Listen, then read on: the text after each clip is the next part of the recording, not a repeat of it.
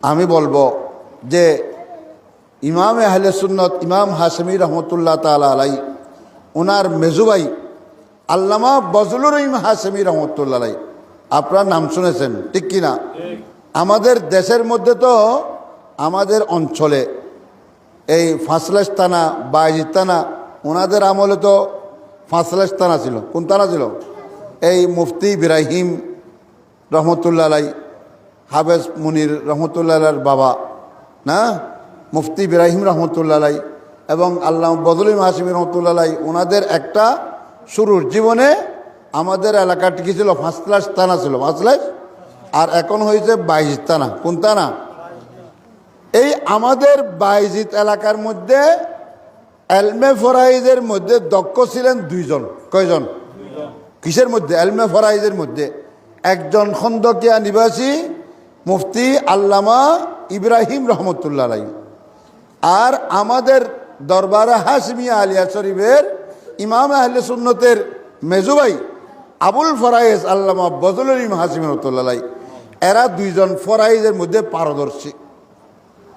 ফরাইজের মধ্যে আবার এই দুইজনের ঔরস থেকে দুইটা ছেলেকেও ফরাইজের পারদর্শী বানিয়েছেন। দুইটা ছেলেকে পারদর্শী বানিয়েছেন। মুফতি ইব্রাহিমের ছেলে হাফেজ মুনির রহমতুল্লাহ আলাই, ইনিও এলমে ফরাইজের পারদর্শী ছিল। আর আমাদের আবুল ফরাইজ আল্লামা বজলুল রহিম হাশমি রহমতুল্লাহ আলাই, ওনার ছেলেদের মধ্যেও একজন এলমে ফরাইজের পারদর্শী। ইনিকে মৌলানা হাফেজ মুজাফফর হাশমি। কি? মৌলানা হাফেজ মুজাফফর হাশমি। এই এলাকার মধ্যে মুফতি ইব্রাহিম রহমতুল্লাহ আলাই, আবুল ফরাইজ আল্লামা বজলুল রহিম হাশমি রহমতুল্লাহ আলাই, এরা দুইজনেই ফরাইজ করতেন। এরা দুজনে কি? আলহামদুলিল্লাহ বলুন না। এই আগামী 5 এবং 6 তারিখ রবিবার এবং সোমবার, রবিবার এবং সোমবার এই আল্লামা বজলুল রহিম হাশমি রহমতুল্লাহ উরুসে পাক হবে, উরুস হবে। আপনারা যাবেন, অর্থাৎ আগামী 5 তারিখ রবিবার এই পুরুষদের মাহফিল হবে। কাদের মাহফিল? আর 6 তারিখ সোমবার কাদের? মহিলাদের মাহফিল, মহিলা মাহফিল হবে। আপনারা সেখানে যাবেন। ওনাদের জীবনীগুলো আপনাদের স্মরণে থাকা দরকার, রাখা দরকার। আপনারা তো অনেকেই বুড়ো বুড়ো মুরব্বীরা ওনাকে দেখেছেন, আর নতুন জেনারেশন এরা তো ওনাকে দেখে নাই। না দেখলেও ওনাদের চরিত্র সম্পর্কে যদি অবগত হন তাহলে আপনার জীবনও সুন্দর হয়ে যাবে। আল্লামা বজলুর রহিম হাশমি ইনি একজন নির্লস পুরুষ। কি? নির্লস পুরুষ, যাদের শানে আল্লাহ রাব্বুল আলামিন কোরআনে পাকের মধ্যে বলেছেন, রিজালুন লা তুলহিহিম তিজারাতুন ওয়ালা বাইউন আন যিকরিল্লাহ। সুবহানাল্লাহ। আমি সবসময় বলি, এই আল্লাহ পুরুষ কাকে বলেছেন? আল্লাহ পুরুষ কাকে বলেছেন? তখন আমি যদি জিজ্ঞেস করি পুরুষ কাকে বলে, আমার বাগিনাকে জিজ্ঞেস করি, বাগিনা বলো তুমি পুরুষ কাকে বলে, তখন বাগিনা বলবে পুল্লিঙ্গকে পুরুষ, স্ত্রীলিঙ্গ কি বলে? মহিলা বলে না। কিন্তু আল্লাহ কোরআন শরীফের এই আয়াতের মধ্যে সেটাকে পুরুষ বলে নাই। কোরআন শরীফের পুরুষের আরবি হলো রেজাল। পুরুষের আরবি কি? রেজাল। আল্লাহ বলতেছে রেজাল কারা? লা তুলহিহিম তিজারাতুন ওয়ালা বাইউন আন যিকরিল্লাহ। ওরা পুরুষ যাদেরকে বেচা কেনা, ব্যবসা বাণিজ্য আল্লাহর জিকির থেকে বিরত রাখতে পারেনি। সুবহানাল্লাহ। তাহলে অনেক মানুষ আছে না, এমনি পুরুষ পুল্লিঙ্গ, কিন্তু আজান হলে এরা নামাজের দিকে যায় না। ঠিক কিনা? নামাজের সময় হলে নামাজ পড়ে না। নামাজ কি? পড়ে না। তাহলে আল্লাহ বলতেছে এরা পুরুষ না। এরা কি? পুরুষ না। পুরুষ কারা? যাদেরকে বেচা কেনা, ব্যবসা বাণিজ্য, জ্বর তুয়ান, বৃষ্টি, রোদ বৃষ্টি কোনোটাই আল্লাহর জিকির থেকে বিরত রাখতে পারে নাই, এরাই হলো পুরুষ। সুবহানাল্লাহ। আল্লামা বজলুল রহিম হাশমি ইনি জেবরতলি বাইতুল হাম হাশমি জামে মসজিদের মধ্যে প্রায় 40-42 বছর পর্যন্ত ইমামতি করেছেন। সুবহানাল্লাহ। 40-42 বছর ইমামতি করেছেন। ওনার ইমামতি জীবনের মধ্যে এক অক্ত পর্যন্ত কোনোদিন উনি জামাতে যাওয়া থেকে বিরত থাকে নাই। সুবহানাল্লাহ বলুন। বরং অনেক সময় মুয়াজ্জিনের আগে মসজিদে পৌঁছে মুয়াজ্জিন না আসলে উনি নিজেই আজান দিয়ে নামাজের ব্যবস্থা করেছেন, জামাতের ইমামতি করেছেন। সুবহানাল্লাহ বলুন। ইনি শুধু এই জোহর আসর মাগরিব এশা নয়, ফজর, যেটা বর্তমান আমাদের অনেকের উপর বাড়ি, ঠিক কিনা? আমরা ফজর কখন হয় সেটা জানি না। ফজর লাল না খালা ইয়ে নন জানি। বহুত গুরুফ হলে হবে ফজর ইয়েন কি গরুর নাম না সলর নাম না হাতির নাম, নাউযুবিল্লাহ না। কিন্তু আল্লামা বজলুর রহিম হাশেমী রহমতুল্লাহ ফজরের নামাজ পর্যন্ত যে বর্তিল বাইতুল হাম হাশেমী জামে মসজিদের মধ্যে আজানের আগে পৌঁছে গিয়েছে। সুবহানাল্লাহ। কখন পৌঁছেছেন? আজানের আগে ফজরের নামাজের জন্য পৌঁছে গিয়েছেন। অথচ সে সময় মুসল্লিরাও যেতে পারে নাই। সেই রকম একজন নিরলস পুরুষের নাম আবুল ফরায়েজ আল্লামা বজলুর রহিম হাশেমী রহমতুল্লাহ। ইনি পাক পবিত্রতাকে এমনভাবে গুরুত্ব দিতেন যেটা আমরা বলে শেষ করতে পারবো না। আসলে তো শুধু উনি না, প্রত্যেক মুসলমান নরনারীকে পাক পবিত্রতাকে গুরুত্ব দিতে হবে, ঠিক কিনা? কারণ প্রত্যেক ইবাদতের মূল পবিত্রতা। বলুন না, প্রত্যেক ইবাদতের মূল কি? বলুন না বাবা, প্রত্যেক ইবাদতের মূল কি? পবিত্রতা। আপনি পবিত্র না হলে হাজার রাকাত পড়ুন না কেন, আপনার ওই নামাজের রাকাতের কোনো গুরুত্ব, কোনো দাম নাই। যত নামাজ পড়ুন না কেন, যত ইবাদত করুন না কেন, আপনার ইবাদতের কোনো গুরুত্ব থাকবে না যতক্ষণ পর্যন্ত আপনি পবিত্রতা লাভ করবেন না, ঠিক কিনা? বজলুর রহিম হাশেমী উনি পবিত্রতাকে, পবিত্র হওয়াকে, পাক হওয়াকে এমনভাবে গুরুত্ব দিতেন যে আমি নিজের কপালের চোখে দেখেছি। ভালো করে শ্রবণ করুন।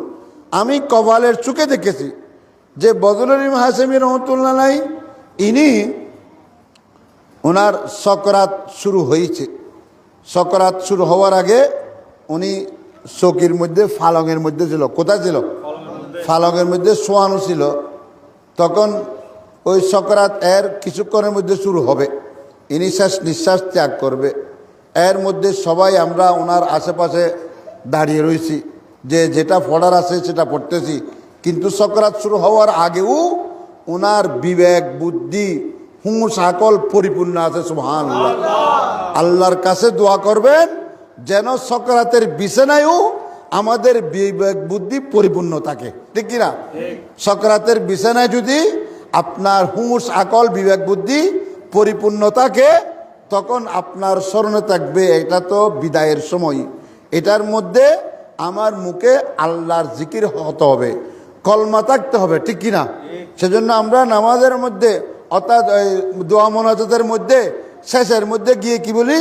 আল্লাহুম্মা জাআল আখিরা কালামিনা ইনদাল মউত। আল্লাহ আমাকে মৃত্যুর সময় আমার মুখের মধ্যে কলমা এনে দাও। বলি না? সবসময় আল্লাহর কাছে দোয়া করি। এভাবে দোয়া প্রত্যেক মুসলমানকে করতে হবে, প্রত্যেক মুসলমান নরনারীকে। আরবিতে না জানলেও বাংলাতে এই দোয়াটি পড়তে হবে, আল্লাহ সকরাতের বিছানায় কলমা নসিব করো। সকরাতের বিছানায় ইমাম হাশেমী এই দোয়া করতেন। আমরা সবাইকে এই দোয়া করতে হবে, আরবিতে না জানলেও বাংলাতে বলতে হবে, আল্লাহ মৃত্যুর পূর্বে আমার মুখের মধ্যে কলমা জারি করে দাও। মৃত্যুর পূর্বে, শেষ নিঃশ্বাস ত্যাগের পূর্বে আমার মুখের মধ্যে কি জারি করে দাও? বলুন না বাবারা, কি জারি করে দাও? কলমা জারি করে দাও। এই দোয়াটি সবসময় করতে হবে।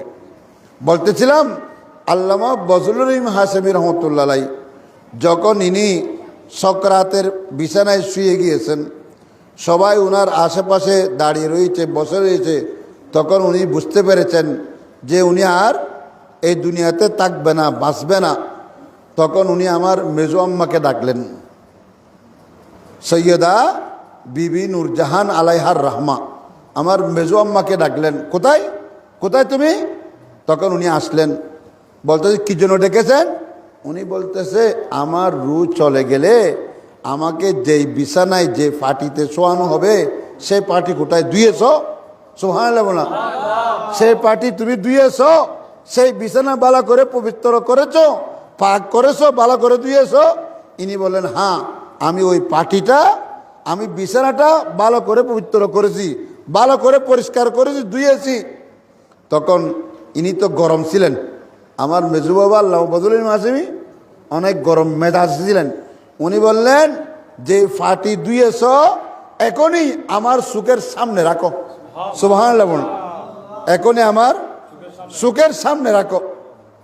উনি এটা বাস্তব কথা বলেছেন, কারণ অনেক দেখা যায় মরে যাওয়ার পর এমন একটা স্থানে শোয়াই দেওয়া হয় যেটা পবিত্র আছে কিনা সন্দেহ, জায়গাটা পবিত্র আছে কিনা সন্দেহ, বিছানাটা পবিত্র আছে কিনা সন্দেহ। নাউযুবিল্লাহ বললাম।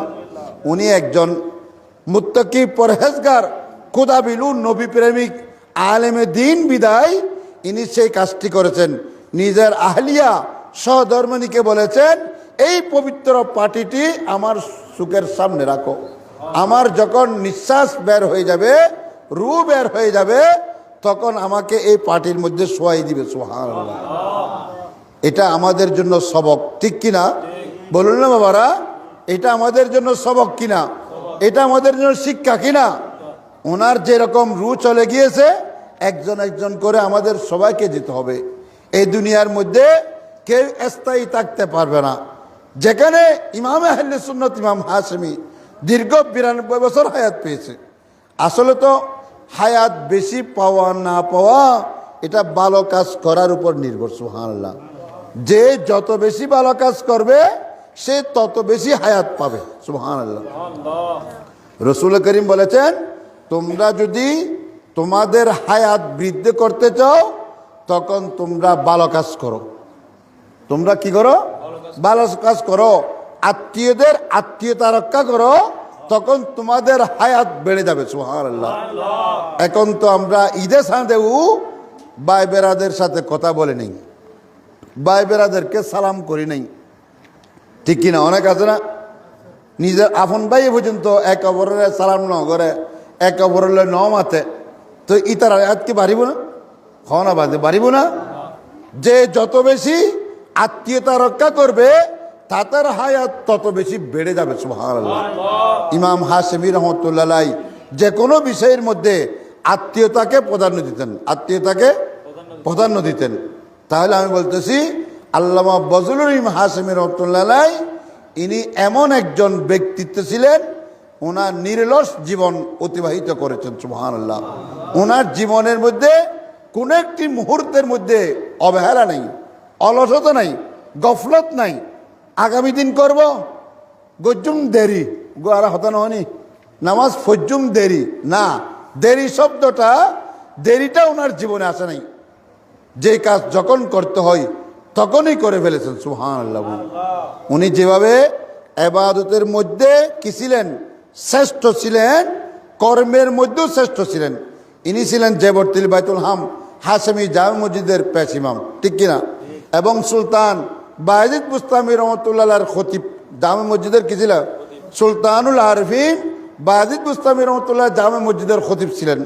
দেখুন আল্লামা বজলুল ইলম হাশেমি এদিকে জেবরতিল বাইতুল হাম হাশেমি জামে মসজিদের মধ্যে ফজরের নামাজের জামাতের ইমামতি করেছেন। ইমামতি করে সেখান থেকে আবার চলে গিয়েছেন বন্দর। কোথায় গিয়েছেন? বন্দরে ফুরকানিয়ার ছাত্রদেরকে টিচিং দেওয়ার জন্য, দরস দেওয়ার জন্য। সুবহানাল্লাহ। আবার সেখান থেকে ফুরকানিয়া শেষ করে আহসানুল উলুম মাদ্রাসার মধ্যে এসে গেছেন ছাত্রদেরকে পড়ানোর জন্য। সুবহানাল্লাহ। ইনি এই হেসে হেসে ছাত্রদের সাথে কথা বলতেন না, শাসনের সময় শাসনের মতো কথা বলতেন। আমি ওনার কাছে পড়েছি, আলহামদুলিল্লাহ বললাম। আমি ওনার কাছে পড়ার সুযোগ হয়েছে, আমি আমার বাবার কাছেও পড়ার সুযোগ হয়েছে। সুবহানাল্লাহ। আমি আমার বাবাজান থেকে আরবি লেখা শিখেছি। কি লেখা? আরবি লেখা শিখেছি। বরং আমার বাবাজান কেবলা রমজান শরীফের মধ্যে আমাদের জন্য একজন উস্তাদ আলেম রেখেছেন, উনি শুধু আমাকে আরবি লেখা শিখাতেন। ওনার নাম মৌলানা মুহিউদ্দিন ওলিউল্লাহি। মৌলানা মুহিউদ্দিন ওলিউল্লাহি ওনার নাম। উনি আমাকে আরবি লেখাই শিখেছেন। আব্বাজান কেবলা থেকেও আরবি লেখা শিখেছি, মৌলানা মহিউদ্দিন ওলিউল্লাহি থেকে আমি আরবি লেখা শিখেছি। সুবহানাল্লাহ। বলতেছিলাম আল্লাহ বজলুল ইলম হাশেমি রহমতুল্লাহ আলাইহি ইনি ওই বন্দর থেকে চলে এসেছেন, ছেলেদেরকে ফুরকানিয়া মক্তবের মধ্যে টিচিং দিয়ে দরস দিয়ে আবার এসেছেন কোথায়? আসারুল মাদ্রাসায় ছাত্রদেরকে ফরাইজ পড়ার জন্য। সুবহানাল্লাহ। ইনি ওনার সবকে আমি বসেছি, ওনার দরসে বসেছি। কোথায়? চেয়ারে, টেবিলে না, কোথায়? ফাড়িতে, সাড়াতে। হঠাৎ বসেছি সাড়াত মধ্যে বোয়াবে ফরাইতু যাই রে সাড়ার ভিতরে শিবে রাখতু। এতো ফলে ডরাদার গিয়া কথা আর তো শিবে কোনোদিন নদী বজলুল ইলম হাশেমি খন্ডের ভিতরে সাড়ার ভিতরে শিবে লাগতু। কি লাগতু? শিবে বেত লাগতেন, বেত। ছাত্ররা ফরা না পারলে সেখান থেকে শিবা বের করে বাঁশডুয়া গাছের শিবা দিয়ে ছাত্রদেরকে শাসন করেছেন। সুবহানাল্লাহ। যে কারণে ওনার থেকে ছাত্র উঠেছেন। ওনার ছাত্রে মুফতি আহলে সুন্নত আল্লামা ওসির রহমান আল কাদেরী, জামিয়া আহমদিয়া সুন্নিয়া আলিয়া মাদ্রাসার সাবেক প্রিন্সিপাল। ওনার ছাত্র মৌলানা সুলতানুল আলম আনসারী। আলহামদুলিল্লাহ বলি না, ওনার অনেক ছাত্র আছে। এগুলো কিসের দ্বারা? ওনার শাসনের দ্বারা। শাসনের সময় শাসন করেছেন, আবার আদরের সময়ও, স্নেহের সময়ও এমনভাবে স্নেহ করেছেন যেন বজলুল ইলম হাশেমি ওই নাতিদের বন্ধু। এমন স্নেহ করেছেন যেন বজলুল ইলম হাশেমি কি নাতিদের বন্ধু। এই যে আমার বাগিনা যে টুপি দিচ্ছেন, লম্বা টুপি, এরকম লম্বা টুপি, আমার মেজু বাবা ইনি নাতিদের সাথে খেলাধুলা করতে গিয়ে এই বাজারের মধ্যে কাগজের পকেট আছে না, এগুলো আগে কাগজের পকেটগুলো ভালো প্রচলন ছিল না, এই কাগজের পকেটগুলো বড়ে বড়ে এই নাতিদেরকে টুপি বানাই দিত। কি বানাই দিত? টুপি বানাই দিত। এবং উনি ওনার হাতে কাগজ দিয়ে অনেক কিছু নাতিদেরকে নিয়ে স্নেহ করতেন, খেলাধুলা করতেন, নাতিদেরকে এগুলো টুপি বানাই দিতেন। সুবহানাল্লাহ। তাহলে আদরের সময় আদর, স্নেহের সময় স্নেহ, শাসনের সময় শাসন। সুবহানাল্লাহ। সেজন্য শেখ সাদি বলেছেন দরস্তি ও নরমি বহম দরব্যাস। হ্যাঁ, মোহব্বত করা উত্তম, শাসন করা উত্তম। সুবহানাল্লাহ। দুটোটাই উত্তম কাজ। বরং আরবির মধ্যে একটা প্রবাদ বাক্য আছে, আজরবুল ইসবিয়ান কালমায়ে ফিল বুস্তান, যে ছাত্রদেরকে প্রহার করা, লেখাপড়া শেখার জন্য, সবক ঠিকভাবে আদায় করার জন্য। আসলে তো বর্তমান সময়ের মধ্যে শাসনের প্রয়োজন, ঠিক কিনা? আপনি ঘরের মধ্যে একজন শিক্ষক রাখুন, ছেলেরা পড়বে কতক্ষণ সময়? যতক্ষণ শিক্ষক আছে, ঠিক কিনা? যতক্ষণ শিক্ষক আছে, ম্যাডাম আছে, ততক্ষণ পড়বে। আর যখন ম্যাডাম, শিক্ষক, শিক্ষিকা ঘর থেকে চলে যাবে, বসবে মোবাইল নিয়ে। নাউজুবিল্লাহ বলুন না। আর উস্তাদরা, শিক্ষক শিক্ষিকারাও কোনো মারধর করে না, কোনো মারধর করে না। বস ওদের দায়িত্ব এই মাসে মাসে বেতনটা নেওয়া, সেই বেতন অনুপাতে তাদেরকে এসে শিক্ষাদান করে। আর মারলেও, প্রহার করলেও গার্জিয়ানের পক্ষ থেকে কি আছে? অনেক আপত্তি আছে, অনেক বিচার আছে। সেজন্য ওরা শাসনও করতে পারে না, যে কারণে পড়ালেখাও অধপতন হয়ে গেছে। হ্যাঁ, আবার ফিডাফিডি করার জন্য বলতেছি, এটা রড দিয়ে না, যারা যতটুকু সহ্য করতে পারে। হ্যাঁ, আবার অনেক আছে না ওয়াহাবিরা ছাত্রদেরকে মেরে বেহুশ করে ফেলতেছে। নাউজুবিল্লাহ বলুন না। না, বেত রাখতে হবে বয় করার জন্য। কি করার জন্য? ইমাম আল্লামা বজলুল ইলম হাশেমি রহমতুল্লাহ জীবনের মধ্যে এমন কোনো রেকর্ড নাই ওনার এই বেতের শিবার আঘাত খেয়ে বেহুশ হয়ে গেছে, সেরকম কোনো রেকর্ড নাই। ওনাকে তো বেত না, ওনার কথা দ্বারাই ছেলেরা নরম হয়ে যেত, আর বেতের প্রয়োজন হতো না। বেশি সমস্যা হলে উনি বেতটা বের করে 2-1 বার দিতেন। সুবহানাল্লাহ বলেন। হ্যাঁ, অর্থাৎ শিক্ষককে মারতেছে, সেজন্য শিক্ষককে রড দিয়ে পিটতেছে। নাউজুবিল্লাহ বলুল্লাহ। এখন শাসন উঠে গিয়েছে, সেজন্য পড়ালেখা চলে গিয়েছে। শাসন উঠে গিয়েছে, সেজন্য পড়ালেখাও কি চলে গিয়েছে। পড়ালেখার লেয়ার অনেক নিচে চলে গিয়েছে। আমি দেখতেছি অনেক শায়েররা, অনেক নাত খাঁরা নাত পড়তেছে ফার্সি ভাষার নাত। কোন ভাষার? কিন্তু লিখেছে বাংলা উচ্চারণ। নাত পড়তেছে আরবি ভাষায়, কিন্তু লিখেছে কি বাংলা উচ্চারণে। কেন? সে ফার্সিও পড়তে জানে না, উর্দুও পড়তে জানে না, হ্যাঁ, সে আরবিতেও পড়তে জানে না, সে শুধু জানে কি বাংলা ভাষা। নাউজুবিল্লাহ বলুন না। এমনি দেখবেন পাঞ্জাবি পরেছে, আবা পরেছে, টুপি দিয়েছে, পাগড়ি পরেছে, কিন্তু সে উর্দু এবার তো পড়তে জানে না, আরবি এবার পড়তে জানে না, ফার্সি পড়তে জানে না। নাউজুবিল্লাহ বলুন না। এমনি সেকেলে সুরতে হুজুর, কি সেকেলে সুরতে আকৃতিতে হুজুর হয়ে গিয়েছে। নাউজুবিল্লাহ বলুন না। আল্লামা বজলুল ইলম হাশিমি রহমতুল্লাহ ইনি এমনভাবে ছাত্রদেরকে শাসন করেছেন যে কারণে ওনার ছাত্ররা এলেমের মধ্যেও শ্রেষ্ঠ হয়েছে, আমলের মধ্যেও শ্রেষ্ঠ। সেজন্য আজরবুল সিবিয়ান, ছাত্রদেরকে মারা প্রহার করা কালমায়ে ফিল বুস্তান, বাগানের মধ্যে ফানি দিলে যেভাবে শস্য শ্যামলা হয়ে যায়, সবুজ হয়ে যায় বাগান, ফানি দিলে সেভাবে ছাত্রদেরকে কি করলে, প্রহার করলে, শাসন করলে ওই ছাত্ররা দেশের মধ্যে উন্নত জাতি হিসেবে প্রকাশ হয়ে যায়। সুবহানাল্লাহ। তাই আমি এই কথাই বলবো, আল্লামা বজলুল ইলম হাশিমি রহমতুল্লাহ আমাদের চরিত্র গঠনের জন্য একটা বিশাল মডেল, উসওয়ায়ে হাসানা। আল্লামা বজলুল ইলম হাশিমি আমাদের জন্য উন্নত মডেল, আমাদের জন্য উন্নত চরিত্র, উন্নত আদর্শ। আমরা যদি উনার চরিত্র অনুসরণ করি,